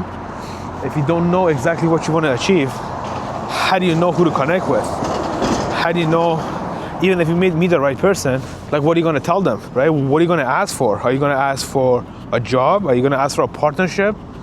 Are you going to ask them to help you network or connect with somebody that could really get you what you want, right? So all that is very important. So that's why you need to have your goals and all that set up to be able to achieve it, right? I'm going to do a little bit of jaywalk here. I don't know if jaywalking is illegal in Toronto. Hopefully not. There's barely any cars here now. Again, I'm in like an industrial type of area, so should be fine. I saw a bunch of people doing it, so I'm gonna guess and that is fine. So you want to make sure that the goals that you're setting, you're able to work on them, right? And it all starts with knowing what you want, right? Like having that vision, like I was talking about, making sure that you have a vision for yourself and your life, the best that you can. Obviously, not everything you could figure out to the day, to the minute, right? But at least you have a rough idea, what you want, right? And then you kind of work towards it. Sometimes you have to kind of work backwards to get there, right? Let's say there's a position that you want, there's a customer you want for your business, whatever it may be, then you know that for sure, that's your goal, and then you can work backwards. You'll be like, okay, so like, how can I meet this person? And of course, when I meet them, here's a list of questions I want to ask them. Or what do I need from them? And of course, what can I give in return, right? It's always good to think like that, even though there are people out there that want to help you or, any advice you want from them. Some people will be more than happy to do that for you. some people may not be, but you thinking in advance, seeing what you can do for them, it just puts you in a position that you're just not, take, right? You're able to actually provide something for the other person as well. It could be as little as, paying for the dinner. Say, hey, it's okay if you go for dinner. I would love to chat with you for the 30 minutes. Or, I want to start a business, in your industry that you're doing.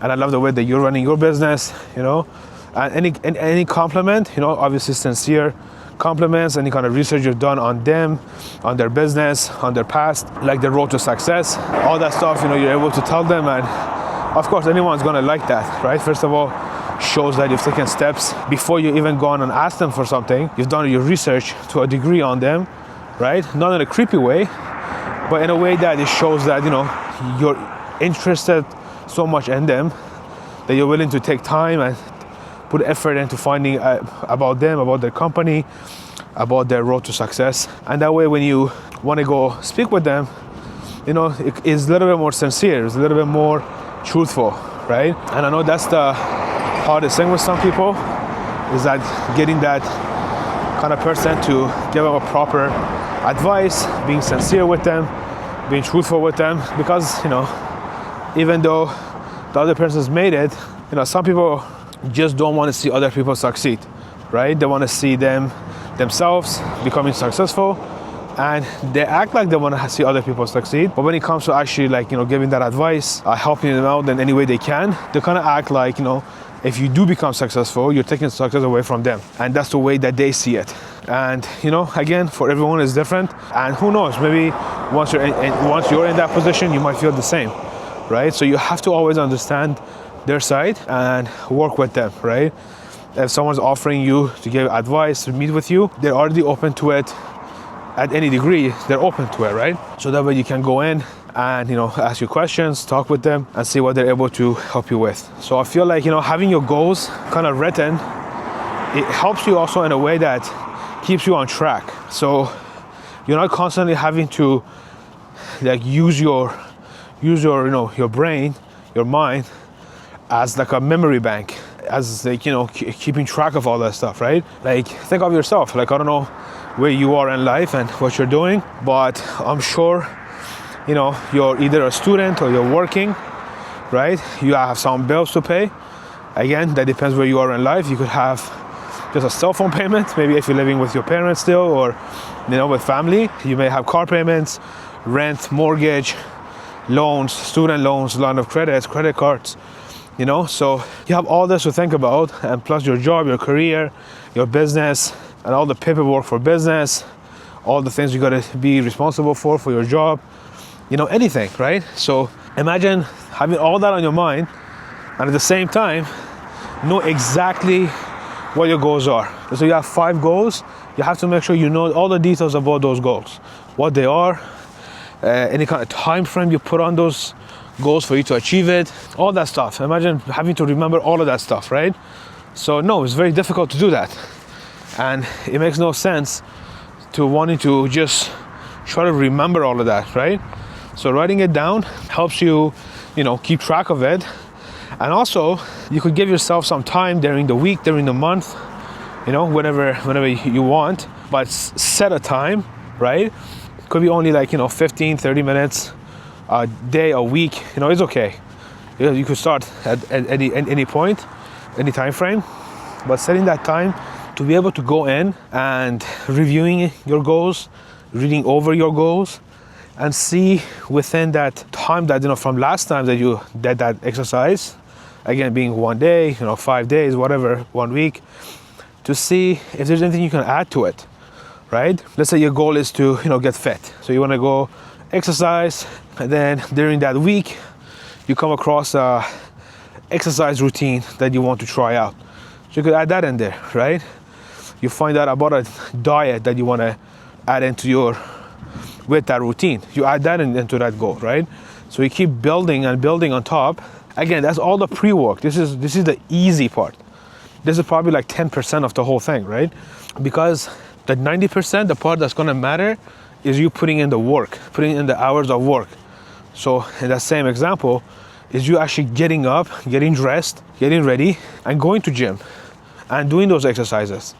And if you have a diet, actually going shopping, coming home, prepping meals, making sure you get those meals in, whether it's 3 meals a day, 5 meals a day, depending on what you're doing. Maybe you're doing bodybuilding, you might have to take 6, 7, 8 meals a day. And so the planning is all important. Again, not that one is not important, but the result comes from the hard work. But the hard work, before you can work hard, you need to know what you're working hard at, or what you're working hard for. So making sure that your goals are written and you're able to go in and look at your goals and review them and add to them and change them. It kind of just helps you with what you want to do. So then later on, if you even want to, for example, add another goal, you don't have to keep remembering this stuff just on top of your head, right? You're able to kind of have all this stuff written, so you're able to go in and make adjustments there. I know some people even talking about keeping like a diary, right? If there is like weekly, some people do daily. I've tried it. It's not bad. It's just hard for me to keep remembering to do it, because again, it's like a routine that you have to kind of fit into your like daily routine, I guess, right? And I'm not saying I don't like it. It's really good. It was really helpful, but I just couldn't stick with it. But even keeping a diary is very good. It makes you think, right? Every day it makes you think, what did I do today? So it keeps you accountable, because each day compounds, right? So if you know that you got to do something on a daily basis, but you don't, well, it adds up. But if you also know that you got to go to the gym every day, whether it's 4 times a day, 3 times a week, 7 days a week, whatever it is, you know that you got to go do that. Every time you go and complete that, you've accomplished something that day, and that is an accomplishment. That's like something you had on a checklist that you're able to check off for that day. And that's powerful, because that adds up, that compounds, right? And again, all the people you see that are very fit, they didn't go to the gym for like 2 weeks to get those results.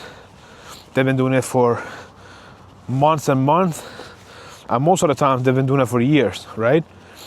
That stuff doesn't come quick. It takes time, right?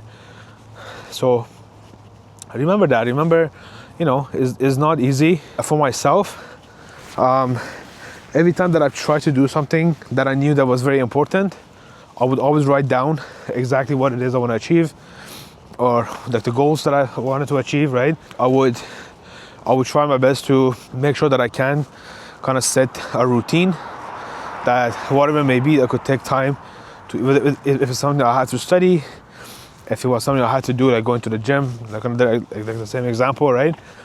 That I was able to do that. And that is very important. It keeps you accountable, right? If you look at your diary, or like your diary keeping, right? And you see that your goal was to go to the gym, but it's been 2 weeks and you haven't stepped into the gym, you can keep yourself accountable this way, right? It's nothing to be ashamed of, but you need to know that unless you go, nothing's gonna change, right? So taking those times to go to the gym, taking time to eat healthy, not doing your meal preps and all that, it helps you grow. It helps you be accountable to yourself. Because if you're not able to be accountable for yourself, you cannot really help anyone else. You cannot do much for anyone else, right? And there was a Instagram reel that I saw a while back. I think my wife showed it to me. It was saying that always the dads, the parents would always say for the kids, I would die for them. I would die for them, I would do anything for them.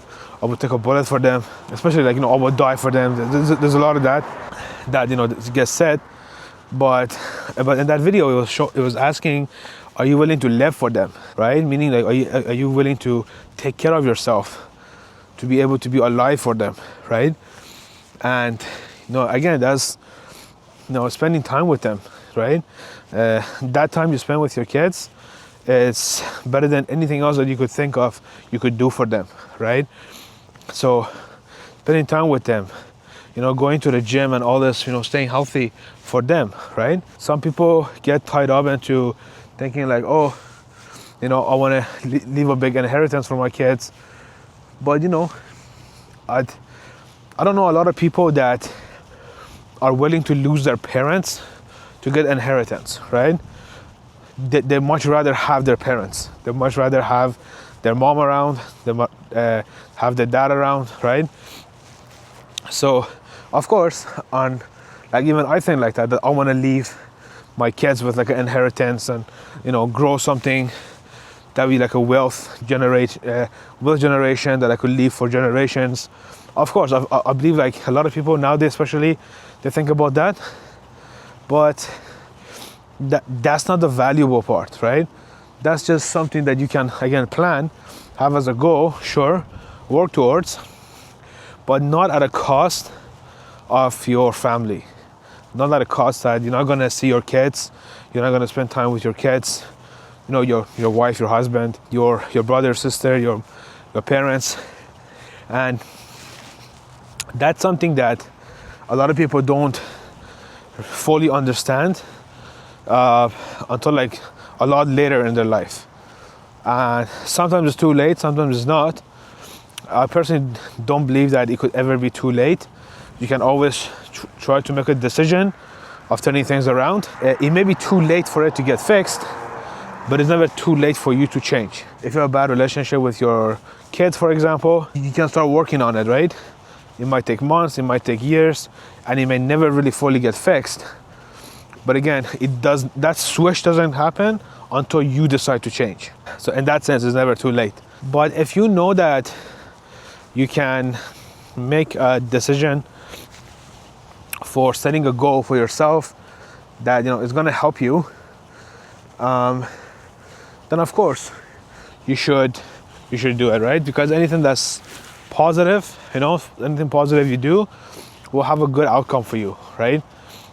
And I know that like even for me, I always struggle with my time management. A lot of times, I'm working during the day, being, wearing the pouch and, working on the sites, doing the actual like electrical work. But then I still gotta come home, do the invoicing, estimating for another job.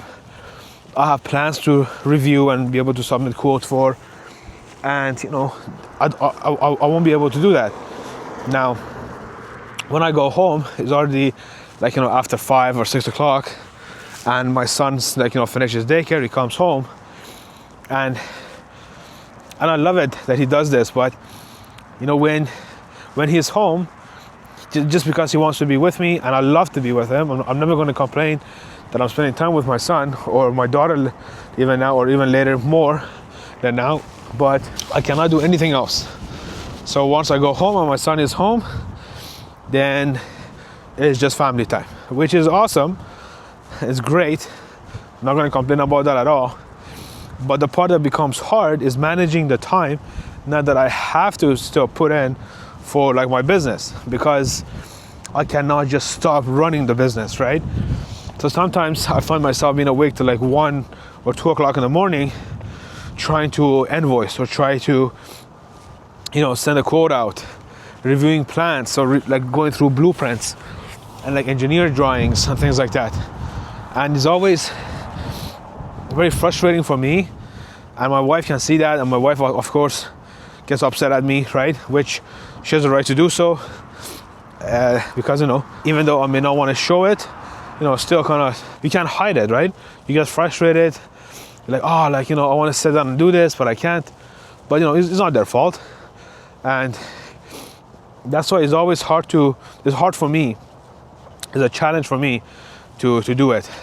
It's not impossible though. So rather than getting upset or getting frustrated, which again I do, but I try to kind of take a step back and say like, okay, so this is an issue that I need to work on, and I need to see what options I have and how can I fix it. If I just get frustrated, get angry, it won't get fixed, right? The next day I'll have the exact same problem, right? And that over time, that anger, that frustration, and you not figuring it out over time, that leads to like disappointments. It leads to anger with your family, and it won't end well, right? So you might as well kind of come up with a solution. And like in this example that I'm giving you, I even sat down with my wife trying to see what I can do. And I figured, I'm like, well, rather than being awake that late and, pushing myself to wake up and go to work, which I'm used to, I do that like every day. But rather than doing that, why don't I just sleep earlier? And then, because I don't sleep much anyways, I can shift that hour, rather than sleep at like 2 o'clock and wake up at 7, which is terrible. But rather than sleeping at, let's say, 10 or 11, and then waking up at like 4 or 5, because that way at least I can, have time with my, my brain still functioning first thing in the morning, rather than 2 in the morning, being able to kind of do some of the work that I need to do. And I've actually tried that for a few days, right before I actually came to Toronto, and it worked out for me. So that may not be the solution, but at least I'm working towards it, right? Now I might do that, it may work, it may not work. I have to change the hours again, I gotta change the dates again, I gotta change something, but at least I'm working towards the solution, right? And again, it all goes back to what I started talking about, which is having your goals. Because my goal is to have a successful business.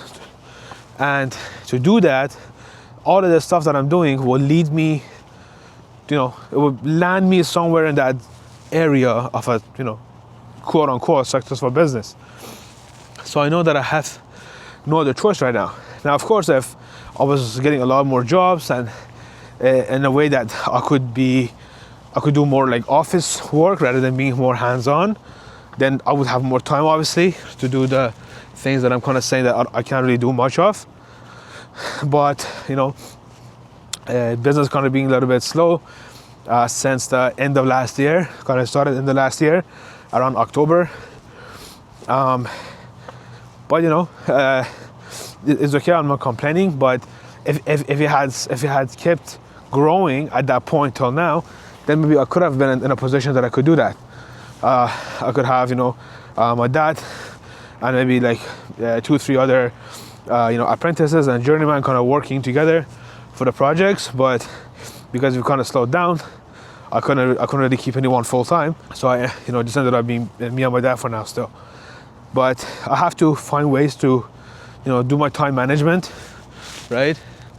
And seeing how I'm able to kind of set everything, like set timing for everything that I can do it, right?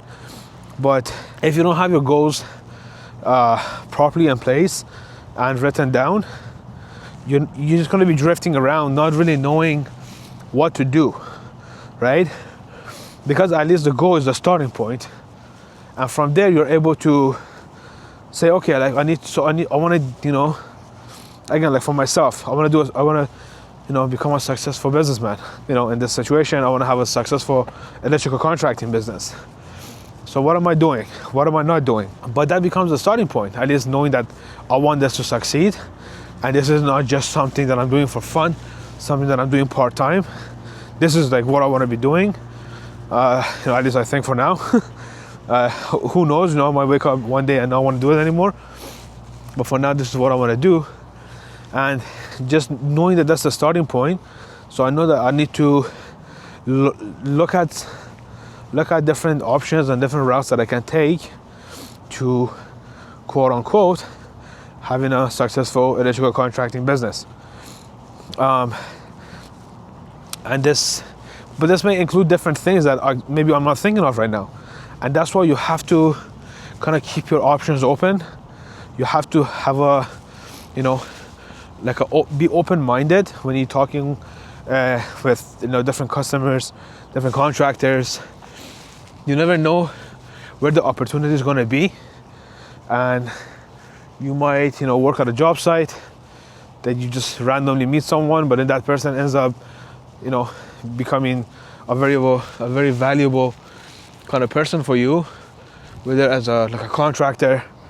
It could be someone like a developer that they could be introducing you to somebody else, right?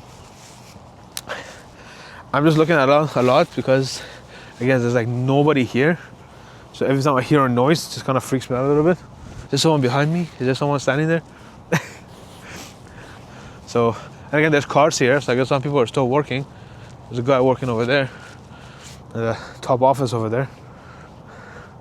But yeah, so, is making sure that you have a plan, making sure that you have a goal as a starting point. It kind of helps you. Then you just figure out your way, right? Everyone witnesses things differently. Everyone experiences things differently. But at the end of the day, what makes a successful business is the same for any business, right? Whether it's a business in the trades, whether it's like one of these like businesses here, these warehouses, offices, you need sales, you need customer service, you need a good product or service to be able to, sell and make money on your profit margin. Now, what type of business it is, of course, that's different. What line of business you're in, that could be different. But business as a whole works the same. You need customers, you need sales, you need products or services, and then you want to keep growing that, right? You want to grow your customers. And initially, your customers could be, individuals. Then later on, if you want to grow, you'll see that you might have to work with other businesses. So rather than having, like B2C as they call it, like business to customer type of sale, you might need B2B, business to business. This is where, like for myself, for example, I'm a business, electrical contractor.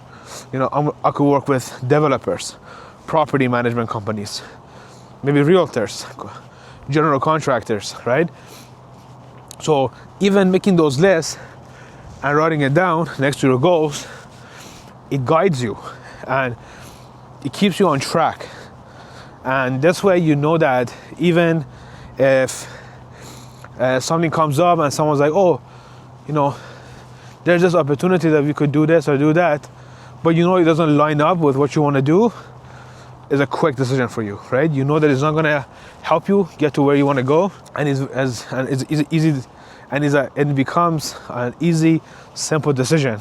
Even though you might doubt yourself, but if you are really truly setting up goals and setting up that for yourself, is a very easy decision, and you don't have to think too much about it, because that you have a goal.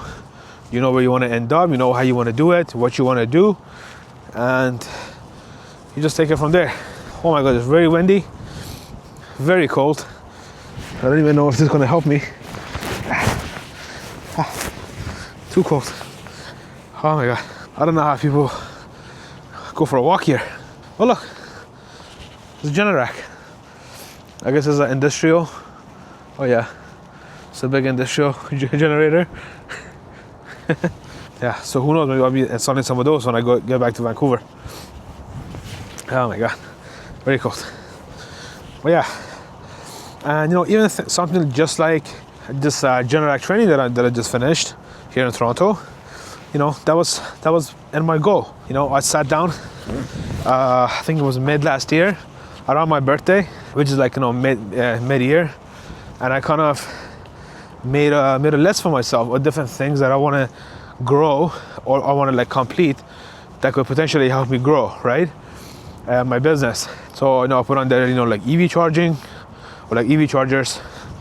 I had their solar panels and then generators. Again, like you may not be able to do all of it. You might only be able to do some of it. Maybe you do all of it. Who knows? But at least it gives you a starting point, right? It makes you think and makes you more focused than if you were just to simply, say, okay, whatever happens. This year is going to be just like another year. It might be better, it might be worse. But if you don't plan, you're really leaving it up to chance. And I don't like to leave my business, my income, my family's future, and my own future up to chance. Some will be up to chance, and you can't change that. That's how it's going to be in general. But then over time, you'll see that if you could, take control, at least a portion of it, even though it might be a very small percentage of what you can actually control, which it will be a small percentage, because that's how this world works. But at least that little bit that you prepare for, it will pay off. It will pay off at least more than if you don't have any plan at all.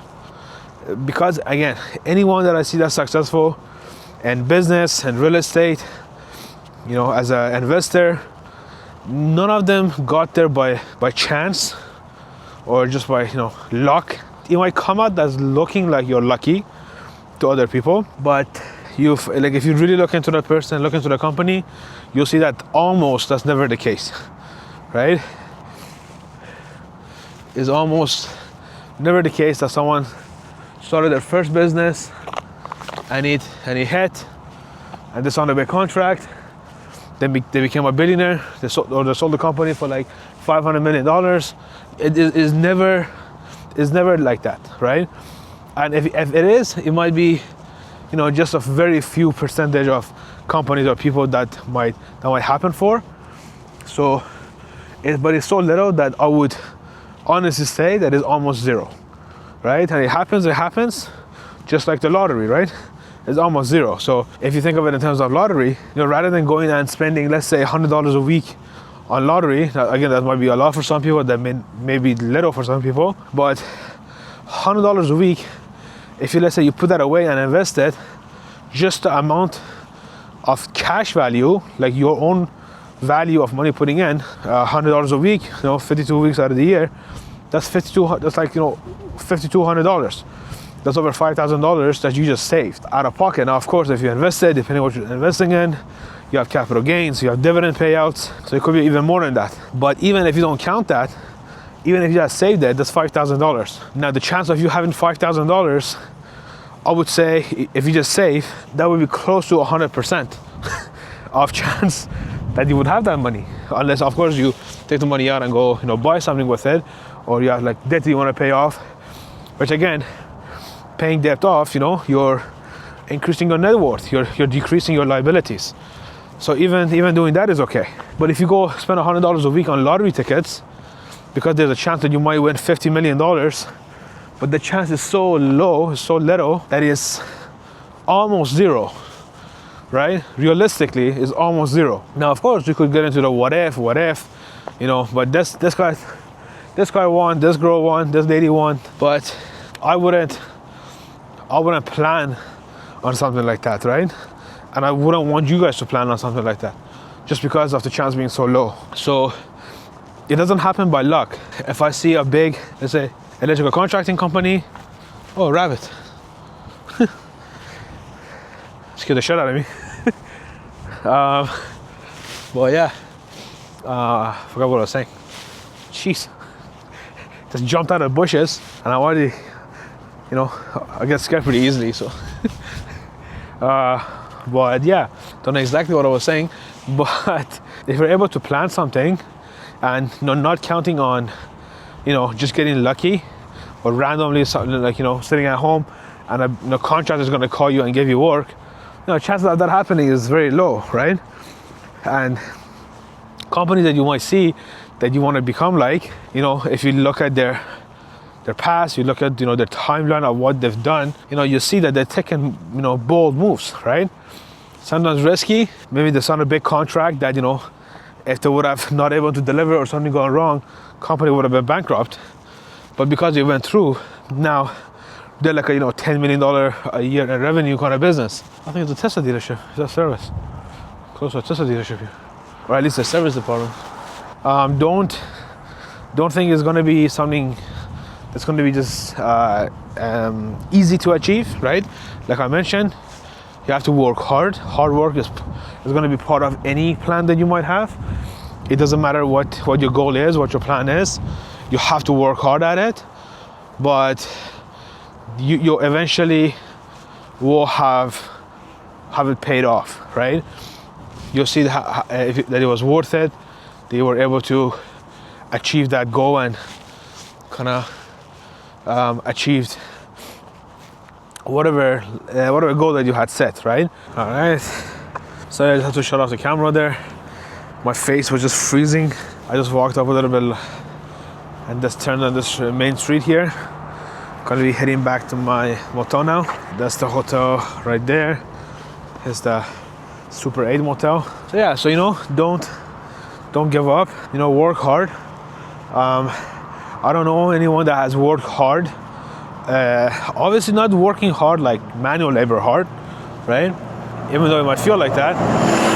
But I'm talking more about working hard as on your goals and on yourself, right? To become better, to have a better outcome in whatever it is you want to do. There was a hookah lounge here. I don't know that. Yes, I'm too tired to go there tonight.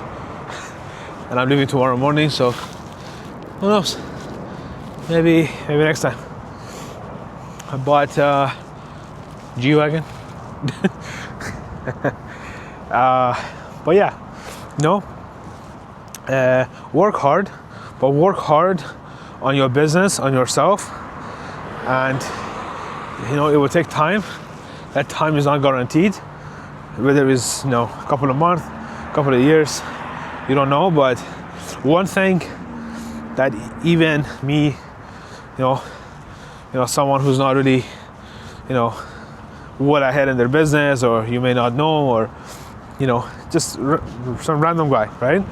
I can guarantee you is that if you give up, for sure you're not going to achieve your goal, right? And I think it's very self-explanatory, but that's a fact, right? If you give up and you quit on your dream, well, it's 100% guaranteed that it's not going to happen, right? But if you don't give up, the chance is always there, and the percentage of that chance increasing or decreasing depends on the output of the hard work that you put into it. That makes sense, right? All right. Okay, I think I'm gonna end it here. Extremely cold. My face is freezing. I think in Vancouver it's like sunny right now. It was like 14, 15 degrees. Here it's like -5 or something. There you go. I'm back at the motel. Here at Super 8 in Mississauga. It's been fun, It's been fun and not so fun. Being away from my wife and kids, not so fun. But experiencing the training program, kind of, coming to Toronto for the first time, that's the fun part. All right, just back in the elevator going up. So cold.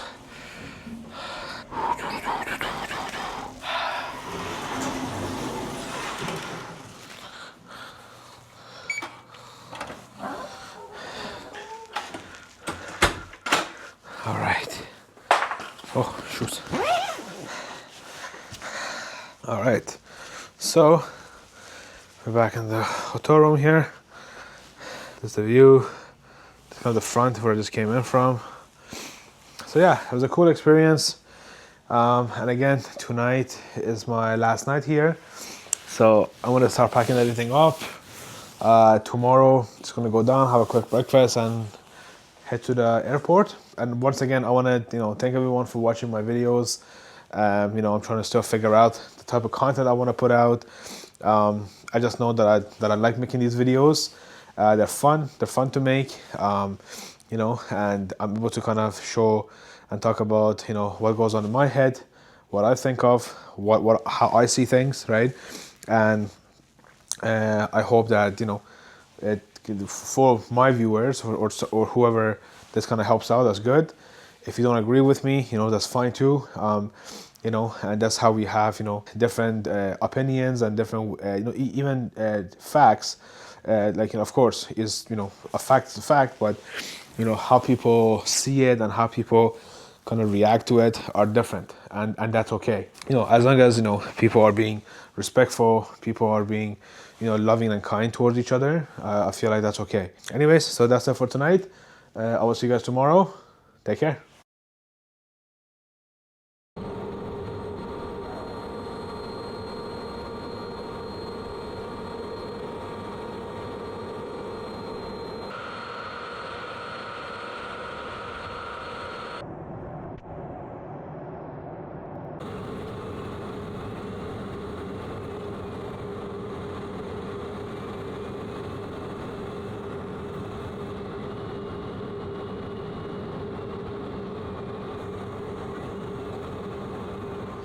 Alright everyone, I'm back home now. Landed about 2 hours ago. My dad came and picked me up. Got home safe. And I just saw my wife and my daughter. I'm gonna go pick up my son and surprise them later on too. But again, thank you so much for coming with me on this trip. I hope that the videos I've made, they provide value for you. I appreciate the time that you guys take to watch the videos. Leave any comments of anything that you would like me to talk about or anything you want me to make videos about. Like and subscribe, and I will see you in my next videos. Thank you, take care, stay safe, and I will see you on the next one. Bye bye.